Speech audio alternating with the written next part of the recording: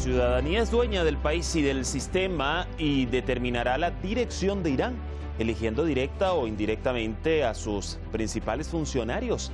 Así lo ha dejado en claro el líder de la Revolución Islámica de Irán, el ayatolá Seyed Ali Jamenei, al referirse a las elecciones parlamentarias y de la asamblea de expertos que se ha desarrollado en la nación persa durante este viernes.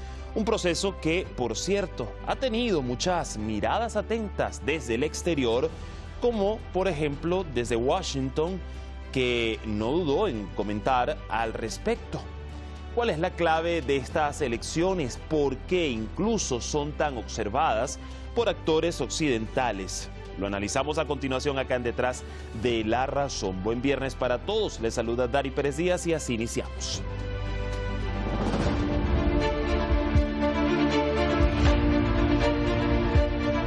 Este 1 de marzo, Irán se ha vestido de fiesta electoral. Más de 61 millones de ciudadanos fueron convocados a participar en las elecciones para el Parlamento y la Asamblea de Expertos. Los votantes debieron elegir su preferencia para 290 escaños en la Asamblea Consultiva Islámica de Irán número 12, conocida como Majlis, así como votar también por 88 miembros de la Asamblea de Expertos, encargada de seleccionar y velar por las actividades de la principal autoridad del país. Al tiempo que ejerció su derecho al sufragio, el líder de la Revolución Islámica, el ayatolá Seyed Ali Jamenei, llamó a la participación masiva en pro de reforzar el poder y la seguridad nacional. من در انتخابات‌های گذشته هم گفتم، امروزم تاکید می‌کنم هر چه زودتر از این فرصت استفاده کنید. در اولین ساعات ممکن برید رأیتون رو در صندوق‌ها بیاندازید. توصیه دوم این است که در هر حوزه‌ای به تعداد لازم برای اون حوزه رأی بدید، به کمتر رأی ندید، به اندازه لازم. مثلا در تهران برای خبرگان 16 نفر رو احتیاج هست که رأی بدیم، به 16 نفر رأی بدیم، نه کمتر. La nación persa ha celebrado unas 40 rondas de elecciones diferentes desde el triunfo de la Revolución Islámica en 1979. El sufragio no es obligatorio. En esta oportunidad se evidenció una competencia entre diversas facciones y partidos políticos. Entre los candidatos parlamentarios se incluyeron 1.713 mujeres, más del doble que en los comicios de 2020. Además, 5 escaños están reservados para minorías religiosas, entre ellas judíos, asirios, zoroastrianos y armenios. Por ello, el ayatolá Jamenei reflexionó sobre la mirada de actores externos a esta jornada. امروز چشم بسیاری از مردم دنیا، چه آحاد مردم و چه افراد سیاسی و صاحبان جایگاه‌های معتبر ملی و سیاسی، امروز چشمشون به ایرانه، چشمشون به شماست. میخوان ببینن که شما چه میکنید در این انتخابات و نتیجه انتخابات شما چه میشه. هم دوستان ما و افرادی که علاقمند به ملت ایرانن، هم بدخواهان، اونا هم از همه طرف چشمها مترصد مسائل کشور ماست و مترصد مسائل ملت عزیز ماست. به این توجه کنید، دوستان رو خوشحال کنید و بدخواهان رو ناامید کنید.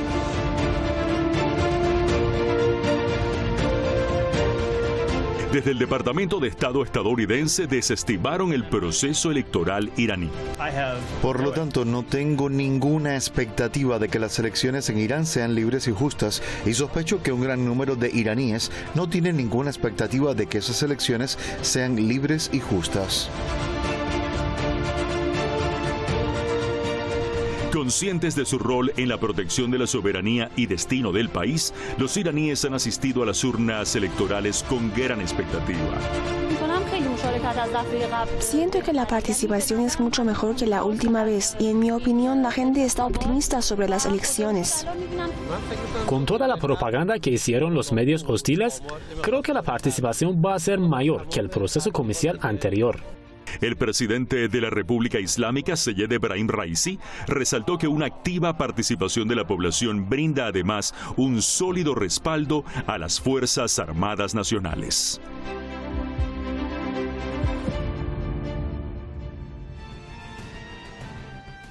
Ahí entonces teníamos parte de lo que ha sido esta jornada comicial parlamentaria en Irán. El líder de la Revolución Islámica, también el presidente Seyed Ebrahim Raisi y por supuesto el pueblo, la ciudadanía, quien ha venido ejerciendo su derecho al voto desde tempranas horas de la mañana. Gracias al equipo de redacción y producción por el material. Vamos a presentar rápidamente a nuestros expertos en la materia.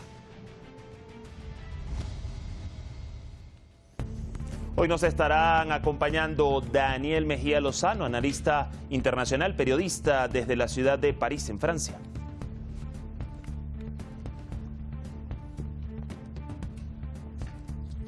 Y también nos va a aportar en el análisis Pablo Jofre Leal, analista internacional, máster en Relaciones Internacionales desde Santiago de Chile.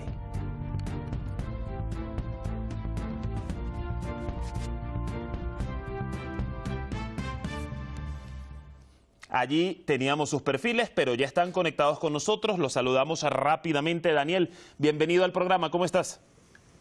Muchísimas gracias una vez más por la invitación a este importante programa y canal. Gracias por recibirnos y además en esta jornada tan particular y por supuesto la bienvenida para ti, Pablo. ¿Cómo estás?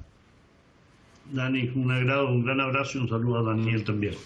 Yo me quedo contigo para iniciar el análisis desde allí, desde Santiago de Chile. Y bueno, pregunta, digamos, necesaria, Pablo, sobre todo para nuestra audiencia que nos visualiza fuera de la República Islámica de Irán. ¿Por qué son tan claves unas elecciones como estas parlamentarias y también de la Asamblea de Expertos para una nación como Irán, tomando en cuenta el contexto nacional que ya hemos analizado acá en múltiples ocasiones, pero sobre todo el contexto regional en el que Irán tiene suma participación? Bueno, efectivamente, Dani, hay que tomar en cuenta el contexto, siempre, en lo nacional, en lo regional, en lo más global, ¿no? Y en ese plano entender por qué son clave estas elecciones parlamentarias y de la Asamblea de Expertos, necesita vincularlo con ese contexto. Porque si existe un país, y en general lo he sostenido cuando me han preguntado sobre esto, incluso en un artículo en el portal de Hispan TV, ¿no? Si existe un país que ha logrado mantener muy en alto no solo el concepto, sino que la práctica de no dejarse amedrentar, de no dejarse vencer en el aspecto político que significa la participación de la ciudadanía en eventos electorales, sean estos parlamentarios, sea con relación a la Asamblea de Expertos o presidenciales, a pesar de amenazas, a pesar de sanciones, de embargo, de bloqueo, que ya se extienden desde el año 1979 a la fecha, ese país es Irán. Y ahí claramente ninguna diferencia política, social, económica, de visión distinta, incluso dentro del seno de los propios contendientes a esta asamblea parlamentaria, deben afectar, y yo creo que ahí está la unidad de acción de los grupos políticos mayoritarios en Irán, ninguno debe afectar la unidad de acción y la unidad de objetivos de la sociedad iraní. ¿Por qué? Porque es la manera de contrarrestar toda la dinámica de presiones, de desestabilización, desde el punto de vista externo. Es decir, lo nacional está estrechamente vinculado también a todo lo que está aconteciendo en la región, donde Irán, bien lo decías tú, tiene un papel central, es el referente del eje de la resistencia, un eje que tiene que ver en Siria, en Irak, en el Líbano, en Yemen, en Palestina, en una lucha constante contra los mismos que hoy critican a Irán, los mismos que le enrostran que no se trata de una democracia. Claro, no es la democracia representativa occidental, que tiene muchísimos elementos que deberíamos criticarlos también en un programa, porque ¿qué democracia puede ser aquella que simplemente cree que son democráticos y respetuosos de los derechos humanos, cuando en realidad se han dedicado a invadir, agredir, desestabilizar y exterminar a millones de seres humanos? Es decir, te planteas una democracia interna pero en el fondo te comportas como verdaderas dictaduras y regímenes totalitarios cuando se trata del resto de la humanidad, y ellos tratan de presentar a Irán como alguien que no cumple los modelos de democracia. O sea, indudablemente hay ahí, Dani, una constatación que el contexto nacional iraní tiene bemoles, tiene matices muy distintos al del resto de los países, y eso hay que considerarlo con su historia, claro, con lo que fueron centenares de años de monarquía, con un triunfo de la Revolución Islámica que significó un cambio local y global, porque representó un camino alternativo totalmente distinto a lo que se vivía en la bipolaridad de ese año 1979, y hoy se convierte en un país referencial absolutamente clave en lo que se refiere a todos los procesos políticos que hay y que se están viviendo en Asia Occidental, incluso lo que estamos viviendo hoy con el exterminio de Palestina. Así que en ese plano, las elecciones parlamentarias y de asamblea de expertos son claves, son elementos nacionales claves de un rumbo definido, pero también claves desde el punto de vista de lo que acontece y de lo que va a acontecer en Asia Occidental. Y algo que además también, Pablo, evidencia, y si me permite, es el doble rasero de Estados Unidos, pero de eso ya vamos a hablar un poco más adelante y de esas declaraciones que desde hoy se emitieron desde el Departamento de Estado. Voy antes con Daniel desde París, y fíjate, Daniel, tomando en cuenta que vamos a recordar también a la audiencia, el derecho de ir a sufragar no es obligatorio en la nación iraní si lo comparamos con otros países, y que desde el triunfo de la Revolución Islámica en el 1979 se han dado alrededor, escuchen bien, de 40 procesos comiciales, incluyendo pues parlamentarios, presidenciales, entre otros. ¿Cómo crees que se fortalece la participación ciudadana en esta ocasión al sistema que los iraníes pues eligieron hace 44 años con un 98% de aprobación? Y me estoy refiriendo a una república islámica. Adelante. Dani, Pablo, bueno, yo pienso que definitivamente hoy han sido llamados 60 millones de iraníes a votar. Y quiero resaltar un factor muy importante, y tiene que ver precisamente con la participación de 1.713 mujeres candidatas, y también con lo que usted mencionaba, Dani, no es obligatorio el voto, y eso también construye y hace parte del concepto de la democracia, ¿no? Es decir, cuando no es obligatorio el voto, pues estamos hablando de un sistema democrático donde realmente es la voluntad del pueblo, ¿no?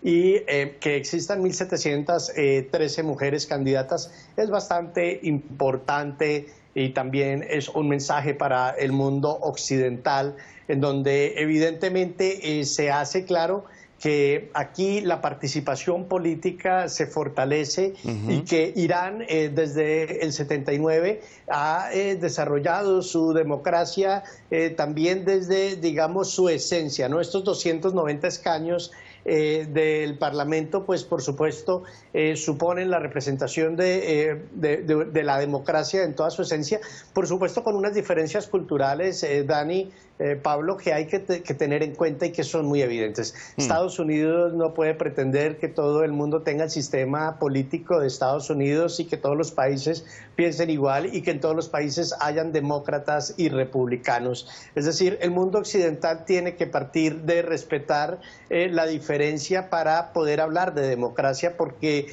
de lo contrario estamos ante otro tipo de escenario político. Ahora bien, lo decía Pablo hace un momento y estoy completamente de acuerdo con ello, Dani.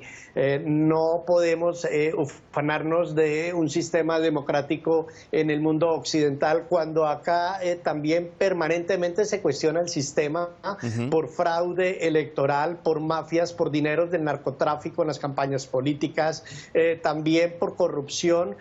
La manera como se desarrolla la política, se habla de una participación política de la mujer en el mundo occidental en donde realmente esto no existe, es una cortina de humo, y muchas de las mujeres que llegan a estos escaños políticos en estos países del mundo occidental, donde supuestamente la participación política de la mujer es libre y es muy representativa, son mujeres que van a representar a políticos en cuerpo ajeno o a movimientos políticos, pero que son instrumentalizadas. Acá vemos a 1.713 mujeres participando, vemos más de 290 escaños, vemos más de 60 millones de iraníes convocados llamados a votar. Vemos más de 15.200 candidatos, es decir, hay democracia y por supuesto que hay un gran cambio que se ha venido estructurando y que se ha venido fortaleciendo con el paso de los años desde el 79. Cada vez se ha venido perfeccionando mucho más y por supuesto que se busca que exista esa transparencia política y que también pueda existir esa diversidad de participación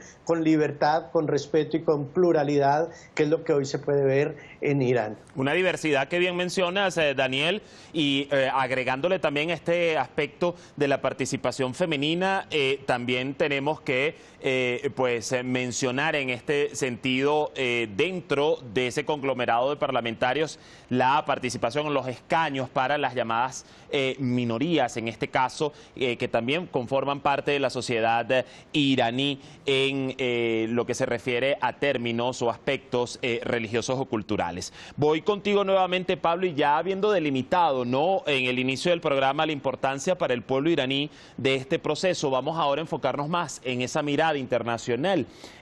Hoy Matthew Miller habló desde el Departamento de Estado de Estados Unidos, alegando que no tenía ninguna expectativa positiva sobre esta jornada en Irán y que además estaba seguro, así lo dijo, de que los iraníes tampoco la tenían.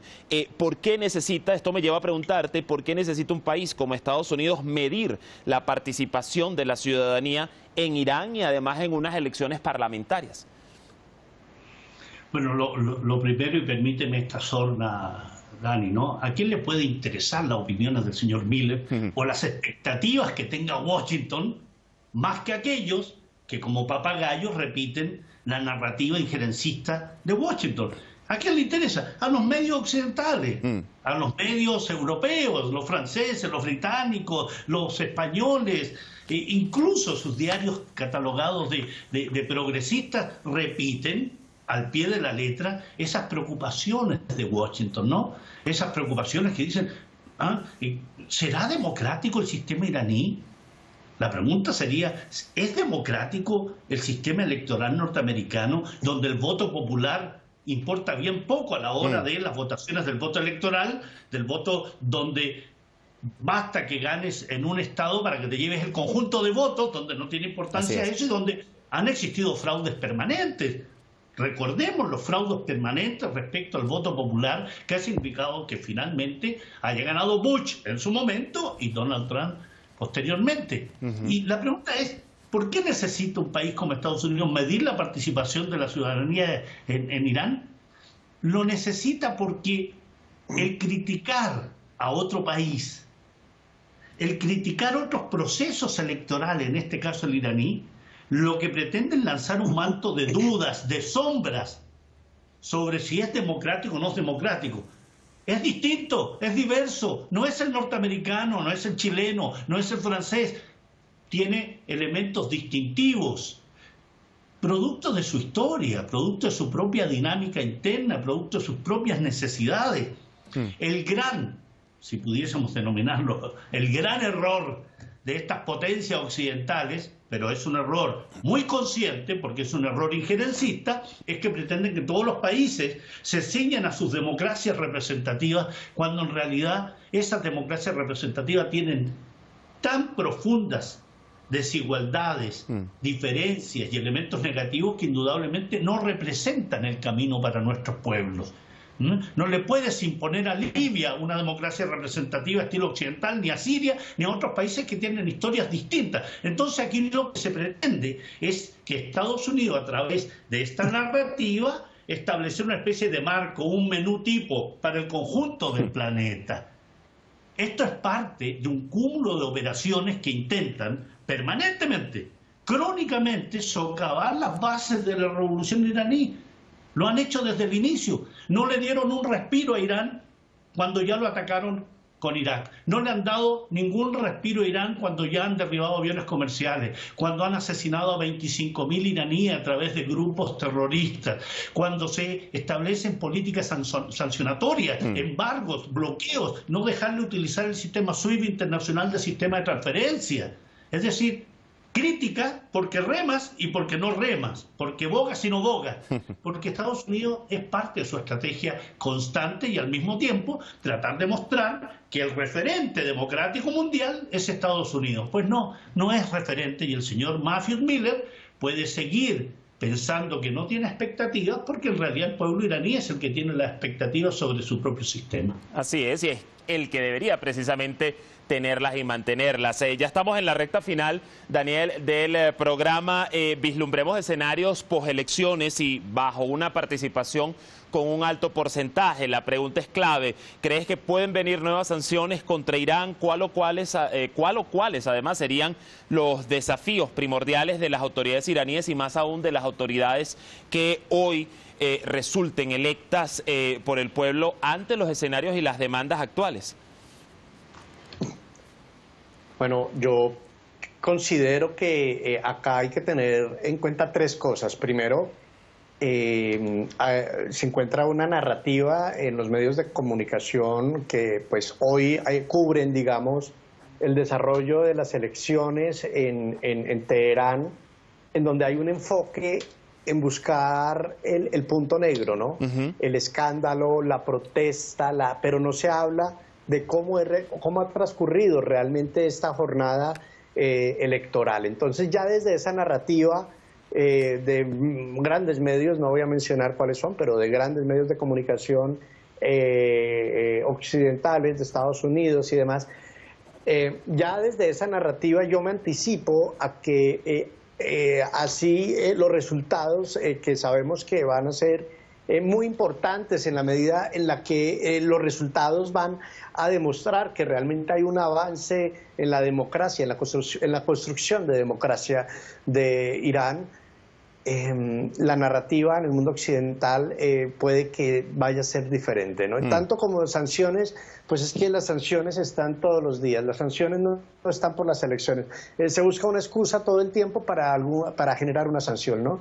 Y se ha buscado generar también esa narrativa terrorista, esa narrativa de odio, esa narrativa radical en donde no se respeta la diferencia. Entonces, tanto como sanciones, sí, yo pienso que sí pueden venir sanciones, pueden venir también falsas noticias, puede venir desinformación, puede venir una campaña de desprestigio y esto orientado, digamos, de alguna forma desde la Casa Blanca, ¿no? Que es tal vez quien tiene mayor interés, y recordemos que hoy los medios de comunicación, muchos están controlados por tienen un control político, claro, ¿no? Entonces, no es como que vayan los periodistas a hacer el cubrimiento a Teherán de las elecciones y puedan contar lo que está pasando, sino es lo que digan los gerentes de los medios que deben contar, ¿no? Sí. Y los medios están totalmente con esa tendencia ideológica. Entonces, si yo me anticipo un poco, Dani, la respuesta es, ya leyendo hoy las noticias a esta hora, leyendo las noticias a esta hora aquí en París, de distintos medios de todo el mundo, yo digo, acá ya se está tejiendo algo, porque ya el enfoque no está en las elecciones, sino en contar que en el 2023 pasó esto, que en el 22 pasó esto, que esta movilización, que esta protesta, que esto y lo otro, pues ya esa narrativa de desprestigio pues lleva esto a ver qué va a pasar en los titulares mañana, ¿no? Y de hecho, bueno, vale la pena destacarlo, hemos visto la presencia de corresponsales de algunos de estos medios, como bien indicas, que han estado desde las calles de Teherán y con este tipo de narrativas. Pablo, me queda escasos 30 segundos, quisiera tu reflexión final igual sobre el escenario postelectoral y lo que se vislumbra, rápidamente. Bueno, me da poco tiempo, pero bueno, el escenario postelectoral indudablemente es un escenario que está definido por lo que los propios líderes políticos y religiosos de la República Islámica de Irán han dicho, ¿no? La participación es la mejor manera de demostrar a los enemigos que la República Islámica de Irán está en una posición firme, defensiva, pero firme, con un claro sentido, un país soberano, un país que, como lo mencionaron respecto a las minorías que participan, la amplia participación de las mujeres, enfrenta una campaña que ha estado destinada más bien a influir negativamente en los votantes, sobre todo en la juventud iraní, pretendiendo que no vayan a votar, que no ejerzan un derecho ganado a costa del sacrificio de miles y miles de hombres y mujeres que han muerto en función de la revolución islámica de Irán. Sí. Por eso es importante que el escenario postelectoral, tal como lo dijo en su momento en la elección presidencial anterior Seyed Ali Jamenei, que se cumplan las promesas que efectúan los propios candidatos, que se avance en función de un mejoramiento económico, un mejoramiento de las relaciones internas, que la participación se amplíe a múltiples aspectos, y uno de ellos es indudablemente el ejercicio parlamentario, el ejercicio de la votación, el ejercicio democrático. Así que yo creo que el escenario se vislumbra positivo porque Irán está, permíteme esta última idea, Irán está saliendo de lo netamente local y ha ampliado su mirada, su acción, su conducta y sus relaciones en amplias capas del planeta. Y lo estamos evidenciando poco a poco. Gracias, Pablo. Gracias, Daniel, por acompañarnos hoy. Buen fin de semana. Hasta un próximo análisis. Muchas gracias, un gran abrazo. Gracias. Gran abrazo para ambos. Allí entonces nosotros seguiremos muy de cerca la cobertura y por supuesto los resultados electorales desde las pantallas de Hispan TV. De mi parte no me queda más que agradecerles como siempre por su sintonía. Yo me despido por un tiempo, pero en este espacio queda nuestro colega y compañero Juan Carlos Rosso a partir del lunes con más análisis en Detrás de la Razón por las pantallas de Hispan TV. Hasta la próxima.